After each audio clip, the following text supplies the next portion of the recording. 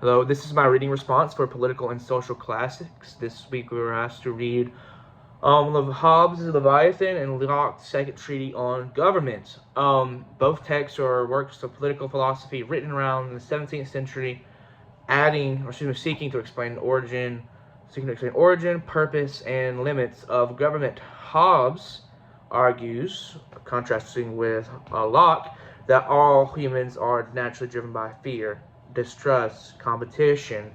Without a central authority, he argues, life becomes, he quotes, a war of all against all, and its solution really is an absolute sovereign with near total power to ensure peace. Hobbes sounds very, very, very authoritarian. Locke, contrasting him, argues first off that humans naturally possess God-given rights, life, liberty, property.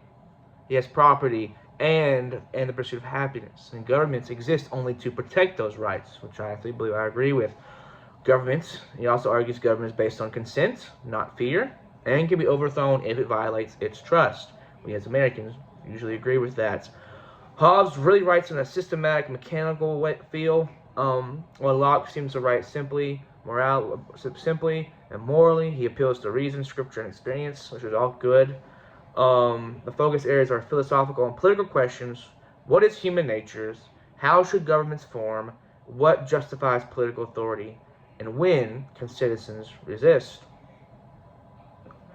Types of questions they're asking are against political philosophy. Hobbes is leaning towards a materialist psychology, and Locke leans more towards moral, legal rights. Hobbes' main claims are human nature is violent and self-interested. And with that, I do agree a little bit. I don't believe man is all as evil as he can be, but I do believe all man's human nature is touched and depraved because of sin. So yes, as we see in Galatians 5, when it comes to the fruit of the flesh, they're murderous, they're miserable. But his argument to avoid this chaos is people must surrender nearly all rights to an absolute sovereign. That would be false, because the absolute sovereign is just as violent and just as self-interested as he would be. The sovereign authority should never be resisted. Locke argues human beings are naturally equal and independent. Rights come from God and government, not governments. We believe that. Government's job is to protect life, liberty, and property, and people may rebel when rulers violate these rights. I pretty much agree wholeheartedly, besides what John Locke means when it comes to humans are naturally equal. Well, no, not naturally equal. The idea that humans are naturally equal and independent is this whole idea of blank slate, stuff like that. I disagree with that. Humans are not a blank slate. Hobbes argues from speculation, fear-based reasoning, and hypothetical state of nature scenarios. He even admits himself that his ideal nation has never existed. While Locke uses natural law, reasoning, examples from history, property theory, and appeals to human equality. Hobbes, my critique of him is his view of human nature is overly dark and reductionistic. Hobbes assumes people are a little more than machines driven by fear and desire. He ignores conscience, virtue, community, and then many times humans cooperate without coercion. His solution, absolute sovereignty, destroys the very thing governments meant to protect. In trying to prevent chaos, Hobbes legitimizes tyranny. If the sovereign cannot be resisted, then genocide, oppression, and abuse become politically unchallengeable.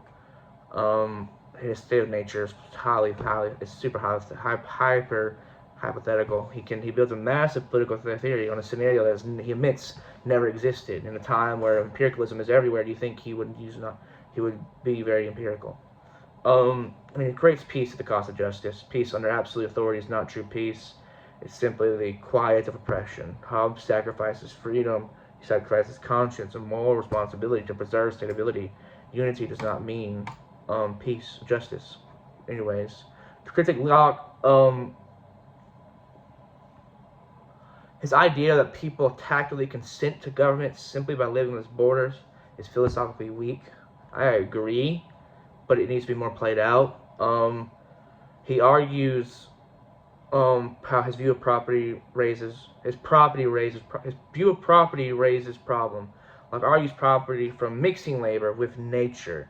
but this doesn't account for things like collective land, inherited injustices, or the rights of original inhabitants, stuff like that. And he also underestimates how easily government can become corrupt. He forgets how man is in his sinful nature. And he acknowledges rebellion, but he never offers strong safeguard against gradual political decay. But Locke's emphasis on rights, limited power, is a huge, major improvement over Hobbes. He has flaws, of course, but Locke provides a structure for freedom and accountability the Hobbes system is and cannot produce. So my problems with Hobbes, of course, is the absolute state power. That's too extreme. Locke's individual liberty, minimal state control. I don't even believe that's I don't. Thinking about it now, it's not really a problem. I would rather have more liberty other than state control. But unless my questions I have are, does Locke's theory of property adequately address modern issues like monopolies, digital goods, and environmental stewardship? Or I guess we could ask, is human nature closer to Hobbes' pessimism or Locke's optimism, or something in between? I don't say that. I don't believe man is free in nature. I don't believe man is as evil as he could be in nature. I believe man follows his hearts and desires. That he's a slave to his sin. But nonetheless, this is my critique and my thoughts about Locke and Hobbes. Thank you.